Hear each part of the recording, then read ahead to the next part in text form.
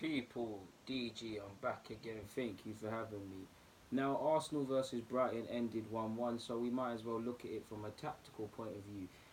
Obviously, you guys know I watch the games twice every time I get the chance, or more often than not, and definitely when we draw or lose games, because you learn more in these things than you do when Arsenal win. In fact, when Arsenal were winning and going on the unbeaten run, and I was telling people not to be negative, but every game tells an individual story. Oh, I was being negative, I was being this and that.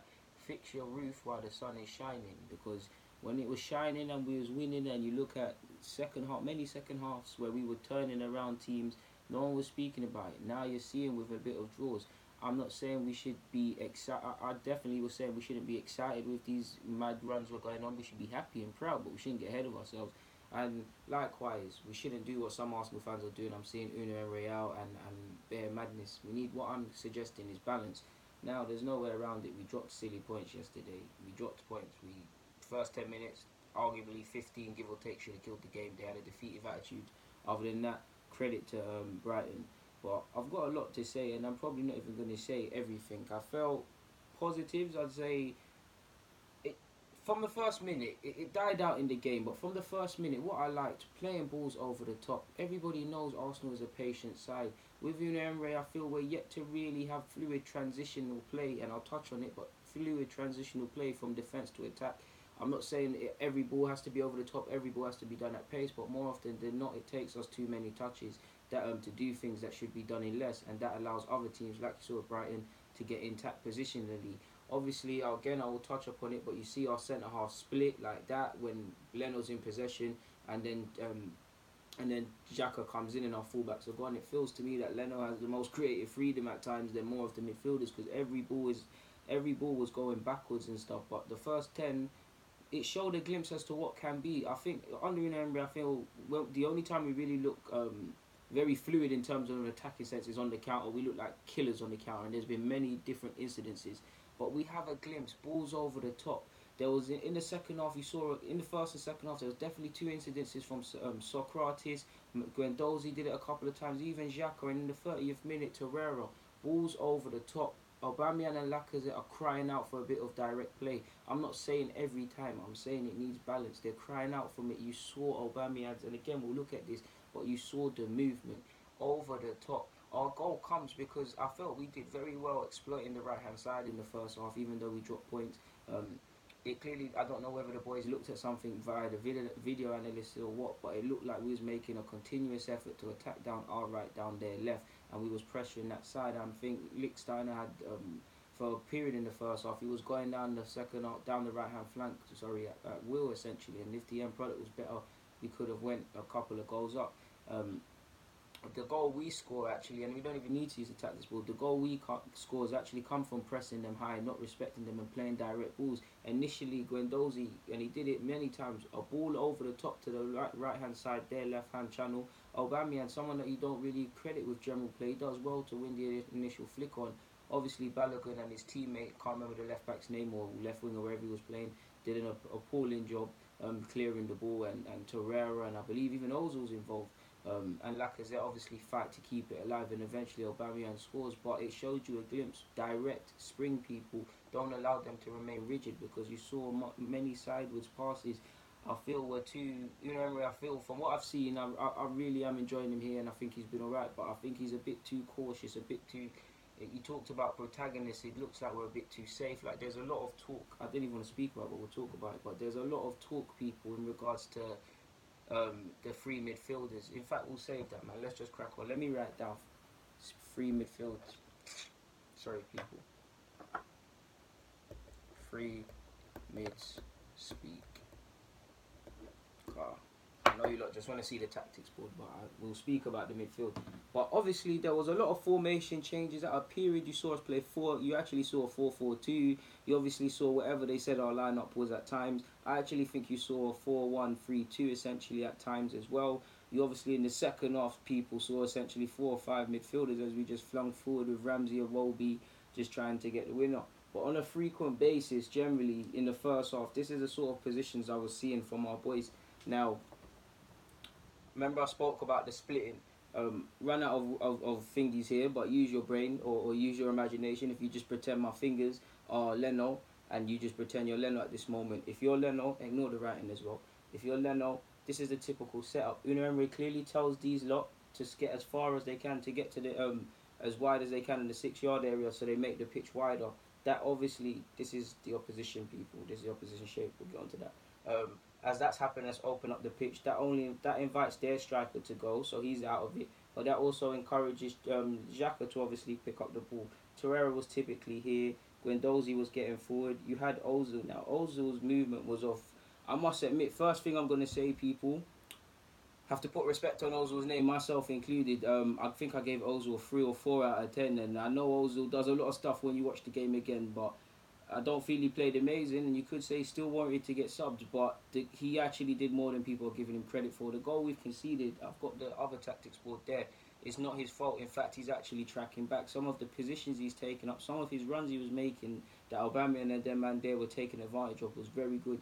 So I have to, Ozil, you know you're one of my favourite players, and you lot that watch me specifically know I back Ozil, but I have to say sorry, because the movement you was doing and some of the things, it weren't amazing, but when you watch certain things again, you see it in it, people. So like I was saying, Ozil was having to go on this flank. You saw him occupying the left at times. You saw Ozil being frustrated and coming very deep as well, people.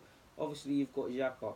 I felt Aubameyang, he made, obviously you saw great runs down either flank, either channel. Obviously, if you just imagine the thing, if we can exaggerate it, either channel, Aubameyang was doing very well. We was doing very well just on the side note down their left hand side, alright. We was doing alright, but I just tried to put myself in the eyes of each and every respective player in their position right now and think when they get the ball, when they get the ball to their feet, what options do they see? Because I can't imagine it's too many. These lot split, Leno has the ball, Leno dictates the way of playing. Clearly that's how Unai Emery has set them out, and credit to him in that department. But when Xhaka receives the ball, Torreira, typically it's backwards, it's sideways, Guendouzi at times as well. And I think all three have way more ability than people are giving them credit for, saying, oh, 3 DMs, 3 midfielders. They've all got ability to play balls over the top, because I've even got it written down somewhere. Xhaka in literally the first minute, Guendouzi in the third and the 6th minute, obviously for the build-up to the goal. Torreira in the 30th. Balls over the top. These men were starving. You saw even Lacazette coming deep. But I'm getting sidetracked. Obviously, if they're being told sideways and backwards and be patient, there's a difference between patience and stability and being negative. If they're being told to do this, to keep possession, to recycle it either side, obviously these are our fullbacks, people, they're being told that by the manager. Now that's great, they don't want to lose possession, but I think it's a bit too cautious. And games like this against Brighton, who, not to disrespect them, they got a point off us, who are typically, they'd probably expect to lose, they'd expect to be second best, they'd expect the first 20 minutes they got. It sets them up. Chris Hughton and all them man there in training, credit to them, because they went into it. They were essentially a 4-5-1. I think it was proper.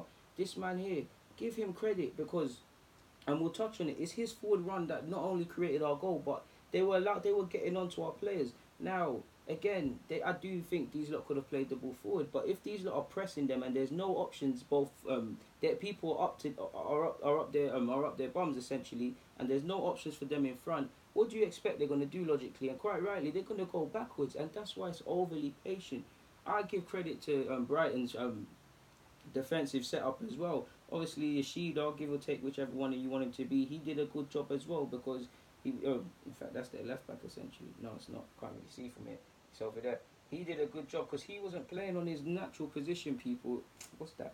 He was obviously doing a job on the left-hand side. He's a striker. He was getting up there to support Glenn Murray when needed, but he was actually helping them. He was actually helping us, sorry, because he was getting caught at times, just becoming a bit too narrow. Again, enabling us to get down their right-hand side. The movement was good. Another day we score. Like I said, Ozil was coming deep, and a lot of times, there was one time Ozil came deep and they followed him, and Aubameyang took advantage of the opportunity. And there was one time someone played a lovely ball over the top. I have to say it again, and I know you don't remember it. The ball came over the top. I think it was in the second half, and Aubameyang took a swipe at it and he completely miskicked it. This gave us a glimpse. If we play for me, people, we need to be a bit more direct because we only play direct. We only look assured of ourselves in an attacking sense on the counter. We've seen there was even times in this game. How many times have we seen these good goals Arsenal scored and they've been done in 5 to 8 or so passes, 12 passes or so on a quick thing. Don't get it twisted. We've scored some great patient build up play, so I'll give credit, but I do think between Unai needed to probably tweak his tactics or assess what he's doing, and between the players still adapting. But the patient. I want to say my patience is running out, but he needed to get clued up with what he wants. I'm not sure, man. But we're a bit too patient, and it allows sides too much. I've already spoken on the left hand channel. Obviously, we spoke on the need for direct passes. We spoke on the goal we've scored. We spoke on Burnley went not Burnley, sorry. Brighton essentially went into a flat 3-5. What am I talking about now? 4-5-1. But you could actually say it was a 4-1-4-1 at times as well, especially when they were supporting Glenn Murray. I think a big thing in regards to as to why Brighton were able to get into the game is because they thought, okay, cool, we have to press them, we have to remain defensively cool, but we have to, I wouldn't say take risks, but we have to be a bit more braver. And you obviously saw Solly March at time, like Cola for me, Cola obviously again in the system. Let me keep it consistent with us being blue. In the system, we know even if we have four at the back, people, even if it's four at the back, and don't get it twisted, of course, you see sometimes Xhaka alternates with Guendouzi and B's the one to pick up the ball, Torreira does it, or you might see two people back there and one of them are up there. Let me draw that. If we say these are our midfielders, yeah, people, this is our defence.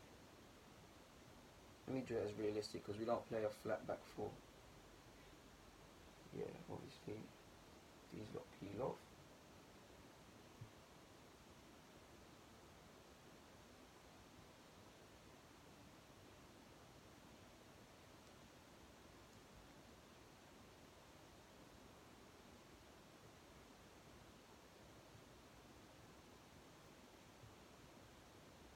Alright, people, cool.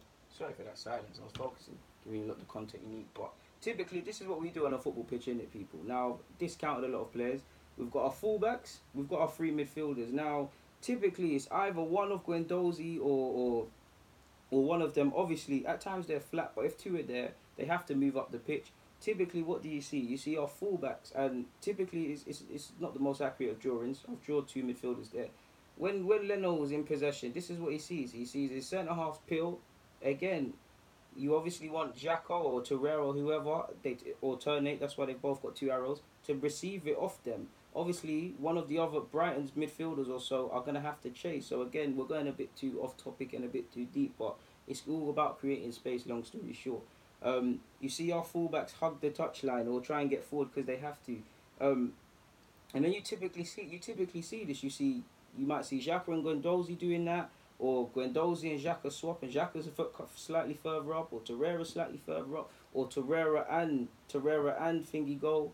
I should draw about 3 different examples of what we could actually of different things we see, people. Make it easier for you lot. Okay, that's one we normally see.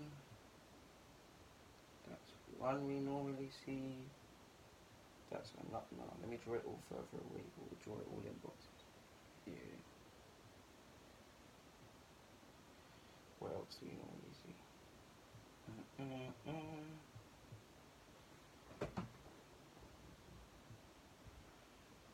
This is how we normally see it. We will see it on midfielders, or typically when it comes to receiving the ball off the centre half, you see a flat midfield three, and then to which if they're doing that, they all have to rely on our wingers.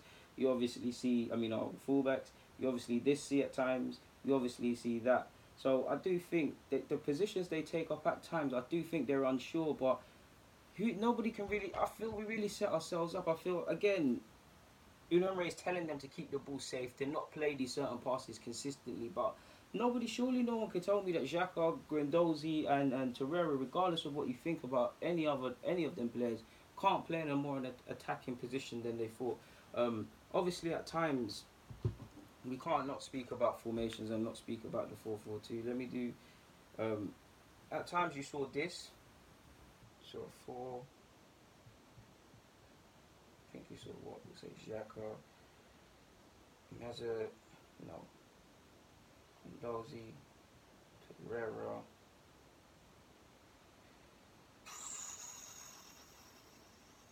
Yeah, that was it.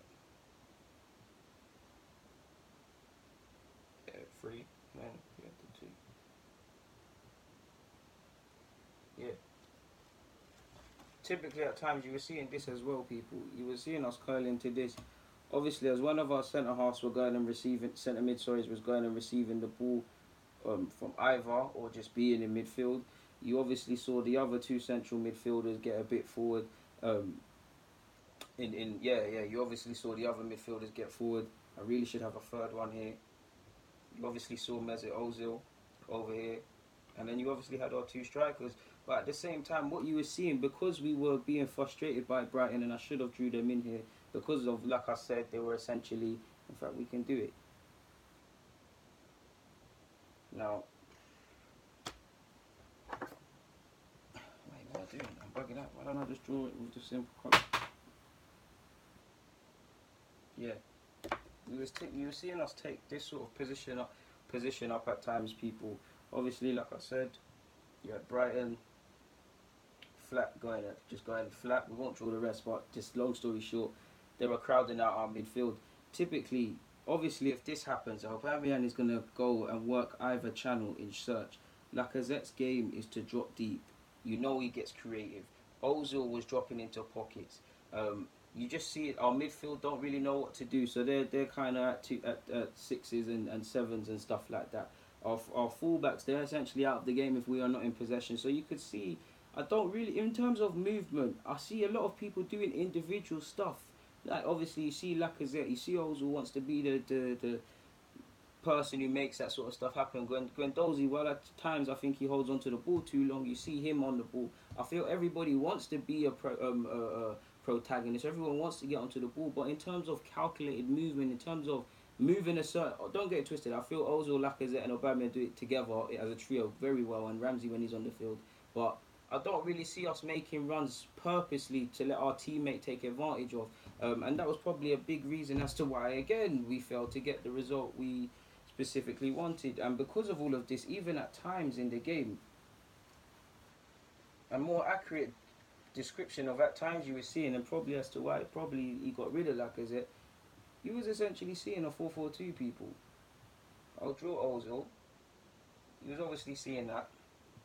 And I do, on the topic of the defenders as well, it just always looks like a free at times to me, whether someone's there or not, whether it's actually marked as that or not. And I think we don't see it, but I think obviously that's something they're coaching on, as to always having free defenders, especially with our fullbacks going forward and stuff like that. I think that's something that unless you're an Arsenal academy player or anyone close to matters, you wouldn't normally see.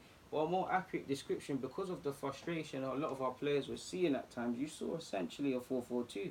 Ozil's, I don't know why you're not special. None of you else are special, but this is Mesut Ozil. You saw him pulling up on the left hand channel. It essentially became a 4-4-2. And to a degree, we had some success. Ozil and Lacazette, no, not Ozil and Lacazette. Ozil and Aubameyang in particular were swapping, and it was working. But you could just kind of see how we set ourselves up for failure. Like you can see how we can't really. I feel we need to work on our movement. Without a doubt, we really need to work on our movement. I've already spoken on transitioning. I've already spoke on the gaps. Yeah, it just feels like our first thought as well is also people to go backwards to Leno at times as well. Um, the goal was good that we scored, but I also have to speak. I can't not speak about the changes. I don't need to. You saw in the second half. No, I don't even think it looked pretty. We were just chasing the game. You essentially saw four players. Uh, could I even draw you? What you saw? You saw Aubameyang. You saw Cola was bombing down. You probably saw before we got Laka. You obviously saw Iwobi. You saw our midfield. It was just complete mayhem essentially. Like I feel we're very indisciplined in that. Like we start chasing the game and we leave ourselves susceptible to stuff like this. Obviously, if you're doing chasing the game like this, which to be fair is not wrong because we should be winning games like that, you're leaving gaps. And it's no coincidence now if you're doing things like that, and the centre halves and whatnot, and the midfielders who don't necessarily want the ball, they're gonna find gaps. So why is it? It's not a coincidence throughout. probably throughout the whole game, but more exaggerated in the second half. Solly March is their elbow, people. It's forever into Solly March, and he's going down this channel. Or he cut in a shot like you saw when I don't think he hit the post and it was going off target, but Leno just tipped it anyways. On another day, or if his end product was better, he could have scored. Oh, pardon me for hitting that, people. And finally, on the topic of conceding, this is essentially the goal we conceded, people. Now, we're not the guys in red, we're the guys in blue. I don't know if you can see it, let me come closer. Now, we've got Lichtsteiner, we've got Koscielny. You've actually got Mesut Ozil here, people. This is actually Mesut Ozil. First time watching the game with all the emotions, I thought it was Kohler. I watched the game again. Kohler's here, people. Kohler is here for the goal we conceded. Obviously, you've got Koscielny, you've got Ozil. I mean, sorry, people. This is actually Guendouzi. You've got Ozil here. Like, I don't get it. Where is Kohler? Kohler's up here. We have to remove Kohler now to make it easier for you lot. The goal came, obviously we had a corner. I could put people here, but it don't make sense. We obviously had the corner now. They've countered us. Now we had Socrates and we had Lacazette. Now, Socrates, I don't feel he could do much because similar to Koscielny, they're trying to get back into recovery positions. He knows Wagwan at this moment. Like, he's out of position. It's a counter. I don't need to spell it out for you guys. Clearly, you're smart enough. I can't remember if he was on a yellow card or not, and forgive me if I'm wrong, and I'm not necessarily making a yellow, but this is probably the difference I see with City and probably Liverpool, and even Spurs to a degree. We need to disrupt movements of teams. Lacazette and Thingy, they do well. Lacazette tries to clear it. Lacazette ultimately can't get there. But I feel just if Lacazette or possibly Socrates, if they get to that man, and they rather like they got to him, but it weren't really a pressing him thing. It was kind of we're thinking about dipping back into position. If one of them thought, let me just get to him, either make a foul or block the cross, we've disrupted the counter attack. Instead, we kind of sit off. My man sees the run. It's actually, I think it's Proper's run. Essentially, I think Proper's the actual man he's trying to find. It's all Proper's. Proper started this run from here. Torreira was in here as well, people. We did a bit poor in the sense of letting him run. He starts to run from here. Obviously, my man knows his teammate and can see the whole thing. Now, obviously, Lichtsteiner, if he wins that header, it doesn't happen. He's experienced to know that. He misses out. You saw the rest. But you need to think about the run as well, people. My man's run is just as good as this run. He is running unopposed. And I have to think, where is everyone? He's running unopposed. Ozil's getting back in vain. Guendouzi the same as well. They're not really tracking my man. He's also, obviously he's keeping up with possession, essentially. Obviously, if we bring, he's no longer Kohler, he's Leno. These lot have messed up already. He's got no choice but to come out, and it's already done. So in terms of positional play, again, people, this is Lacazette, but again, Kohler's up here. Ozil's there, people. Ozil's actually there, people. That's one thing I clocked about the game. Like, don't get twisted, Ozil was poor, but when I saw, like, Alice Scott speaks a lot of sense as well. She's one of the better pundits and best on the TV. But when she was getting at Ozil for tracking back, I knew something was fishy. I feel Ozil played poor, but looking at that game again, I think I gave him a 3 out of 10 essentially. I was lying, fam. He definitely a 5 out of 10. Again, he could have created more, and I'm not saying he played amazing. He didn't create no madness, but you definitely saw watching that game again what happened, and watching Ozil specifically, you saw certain things he brought to the table. Now, again, I'm not discounting him because at the end of the day, he was involved in the goal, but he weren't creating 10,000 chances and stuff. But he definitely was doing all right. And away from Ozil, again, it's the attacking approach because I have to give us credit. We're scoring good goals, and I've seen us score some pretty placed passes, goal sort of thing. So Emery does do it, but we're not taking any shots. We're not shooting. We're not testing the keeper, essentially. Obviously, Matt Ryan had to make saves, and we were testing him, but you don't shoot, you don't score. Second half, how many opportunities did we really realistically have? I feel Emery also wants a sort of, I wouldn't say Kevin De Bruyne sort, but them sort of, less poetry and motion, more, they get the assist and goal sort of thing, but they're more of a central midfielder. They're more of the all-rounder package, can play multiple roles. I think he wants that sort of creative player or that sort of player to bring creativity. You could say Mkhitaryan is more like that than Ozil, but I even think he wants more creativity from his wide areas than he does from his midfield. I think looking at his midfield is all about stability. He wants them to play forward passes, but I don't necessarily feel he wants to continuously be brave like that. I feel, again, I'm happy with Emery, but there's a very fine line between stability and being a negative person on the pitch. And I also feel Aubameyang and Lacazette, they come alive when they're field together. When they're linking up together and trying to find each other, it's lovely. But they're watching the game again, you can see what they were on. Lacazette's another one. I think I gave him a 4, give him a 5 for that game. They're being starved, to be fair. And I feel Lacazette, we've been knowing Lacazette's playmaking attributes are very underrated in a sense. But in short, people, the main things for me, it doesn't matter if we're changing positions in games or out of games. We don't really know what our best position is or what we're trying to do. Our positioning from our transitioning better from defense to attack it, or just general play is far too slow for me. Can cut up teams a bit more. Ultimately, we need to get that cutting edge back into our game that we had earlier on in the season, because there was one chance, again, down the right-hand side, Lichtsteiner, don't get me wrong, the end product is terrible, but if Lacazette clocks on, one of the worst, bad things he did on the field, if Lacazette clocks on and follows it, he might score. And I felt when we were making that run in behind the centre-half or beyond the last man, we were getting in behind, but ultimately we drew people. So, yeah, we obviously said, like I said, we saw a 4-2-2, 4-2-2, what am I talking about? We saw a 4-4-2, we saw a 4-1-3-2, we saw different variations of that, probably dipped into a 4-3-3, and probably just a flat-out 4 up front at times. But yeah, people, man, there's not really much more to say from that front. I've spoke on the midfielders. I can cross that note off. So yeah, I've been here longer than I needed to be. But on that note, people, DG, thank you for watching. That's my tactical analysis thing done.